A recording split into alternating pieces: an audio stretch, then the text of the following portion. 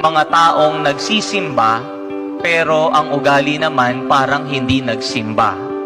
Mga taong nagsiserve sa simbahan, pero parang kung umasta, parang hindi naman taga-simbahan. Mga taong nagdadasal, pero parang walang epekto naman ang dasal sa kanila.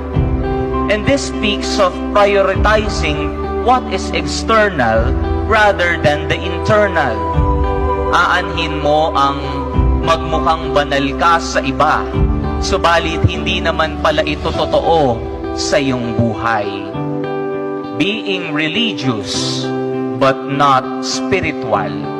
Nakikita ka ng iba, subalit para bagang walang personal connection sa Panginoon. Parang walang pagbabago ng buhay. And this is the cry of Jesus in today's gospel.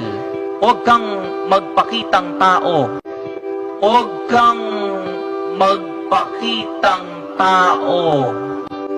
Come to ask yourself, bukal ba sa iyong sarili ang ginagawa mo? O ginagawa mo lang ang isang bagay upang maging maganda ang paningin ng iba sa iyo?